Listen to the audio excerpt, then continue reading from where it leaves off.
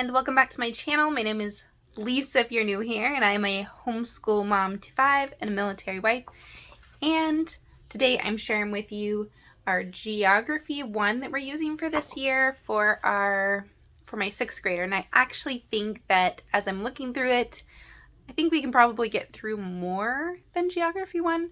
So I'm hoping that we can get through Geography 2 also.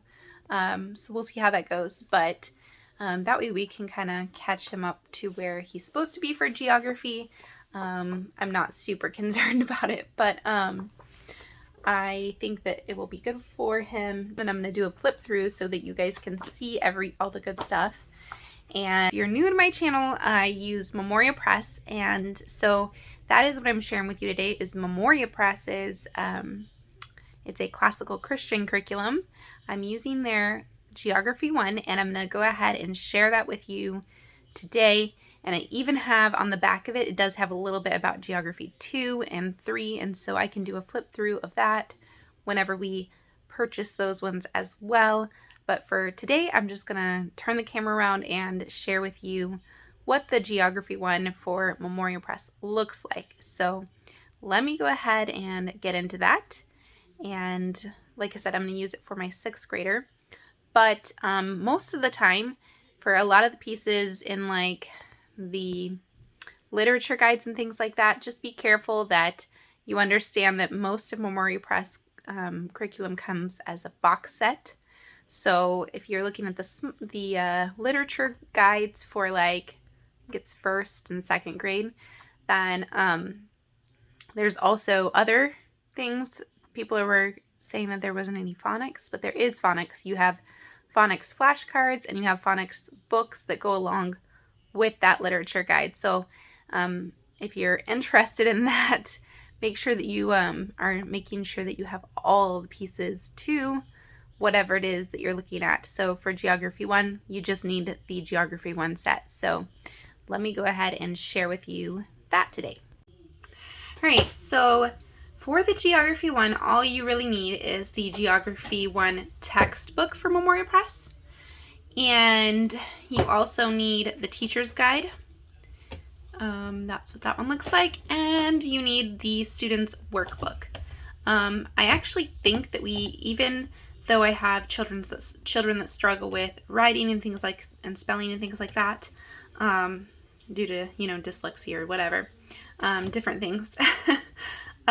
Because of that, I still think that the workbook is beneficial for them. It's a lot of just like labeling stuff, and I'll show you here in a second, but I think that this is going to be easy for them to do, even along with their struggles. So my nails are a little dirty, but let's see. So the flashcards, you get this huge flashcard set. I don't know if you can see how thick that is, but that is how thick it is right there. I love this because as you're going through, so it says these flashcards are developed to correlate with Memoria Press Geography 1, 2, and 3. Oh, wow. Okay. So when you get the Geography 1 set, you get the flashcards, but the flashcards are used for all 3 of the geography. So that's really, really nice. So you get them and you won't have to get them again. But you can use them with any geography program really if you wanted to. So what I like is they first have like North America. So they have the different continents cards, it looks like. So you'll learn about a different continent, and then it'll show you where on the map it looks like here. And then it's going to show you different places, like we've got the Bahamas here, and it's going to show you where that is. That's really neat. So a lot of them have the flags on the front, and then it shows you the place on the back. And that's kind of what they look like. So with the capital and the country. So that's really, really neat. I like that a lot.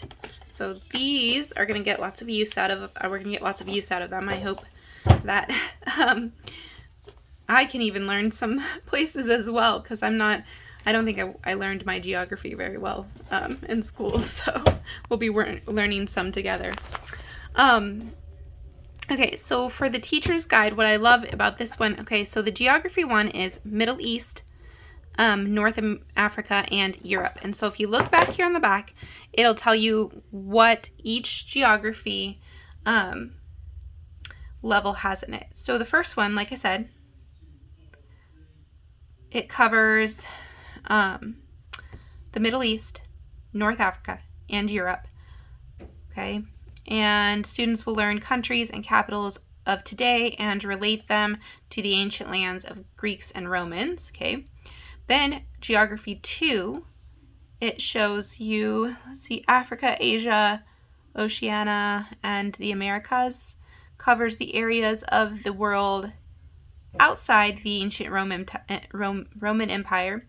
Each lesson includes physical features, history, and culture.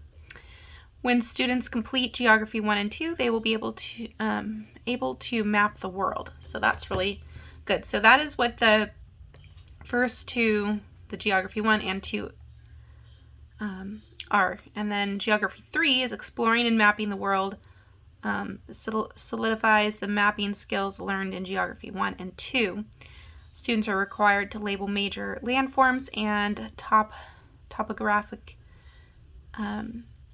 They will also study the climate, recent and current history, culture, and religion of every continent. In addition to labeling maps, students will learn to draw each continent using the Robinson Map project. Okay, there you go. So that is what each level of the Geography 1, 2, and 3 in on the Memoria Press website. That's what each one entails. So if you look here at the front, I love, you've got the table of contents. There's also this fantastic teaching guidelines at the front, which is just great here. And what a lot of people ask is, how are you going to teach this, or how fast are you going to teach it, depending on, what subject it is. People are wanting to, is there something laid out, a schedule, or something like that? And so right here at the beginning, it does say, we usually study 2 to 3 countries each week. For each country, do the following. So it shows you exactly what you should be doing for each country, which is really, really helpful. And then, like I said, here's the table of contents. And then in the back, you can see there's also maps, reproducible maps, quizzes, tests, and then the keys. And then what you're going to do is, here's an example. So we're going to look at these here. So obviously in the teacher's guide, you're going to have the answers in there, but you can see it's going to be easier for them to look at the map below and then identify the countries. Like, they can use their book to find them if you wanted to have them do that, if some of them have trouble with their spelling. But right here, you've got them copying down the name of the country and its capital 3 times. Pay attention to correct spelling. But also down here, so kids that are struggling with their spelling, they could use this word bank to label as well, which I think is really, really good and handy as well. So that is kind of what the workbooks look like. So you'll see the same thing in the student workbook is going to be just like this. So I don't think there's anything else in the front, just the teacher's guidelines again. But that is what it looks like when it does not have the answers in it. So if you're wondering, that is what the workbooks look like. Now the student text is what you're going to be reading from. So this is really nice. Again, you've got the same student, the teacher guidelines there. What we have at the beginning is an introduction to geography. So that's what that looks like. And then this is what you'd be teaching. So for like one lesson, you'd teach, did we say 2 countries? I think. So you'd go through and you'd teach 2 lessons. You go through and read about the Middle East on this page. And then there's fun facts. There's really neat pictures. And you're kind of labeling the places as you're going. We've got Israel here. So this is what Israel's page is looking like. You've got the flag, fun facts, and tour of today, history's headlines. And that's kind of what that looks like. And then they would find that on the map. I think that this is going to be super, super fun for us because it's going to go right along with the stuff that we're reading and our history timeline as well. So we're going to find the geography, we're going to find the places, and then when we're doing more in-depth history here in the future for Memoria Press, it's really going to help us as far as that goes. So I know that not everybody that is watching this may want to do a full curriculum from Memoria Press, and that's completely fine. I think that this would be beneficial for anyone who needs to do some geography with their kiddos. I think you could even make it fun if you wanted to as well, and do, you know, some make some food from that country or something like that. You could always add in fun things like that too. At the back, it did have, I think this is really neat, all the flags in color, which I think is really cool. So you can kind of see that. It's going all the way to the back there. But exactly what you would do next. So you're using the textbook, you're reading that, fill in the capital, an ancient name for the country. The teacher or student reads the paragraphs of the text. So if your students can read it independently, that's awesome. I mean, it can definitely be more of an independent work. You could just set them aside to say, hey, here, go ahead and read 2 to 3 countries and fill in the pages for that. I think that would be really easy for this, to make this an independent thing if you wanted to. So, all right, so that was everything for Geography 1. I hope that was helpful, and I hope that that helped you make your decision on whether or not you wanted to get it. Just go ahead and let me know in the comments if there are any other books you'd like to see me do a flip through of in the Memoria Press curriculum.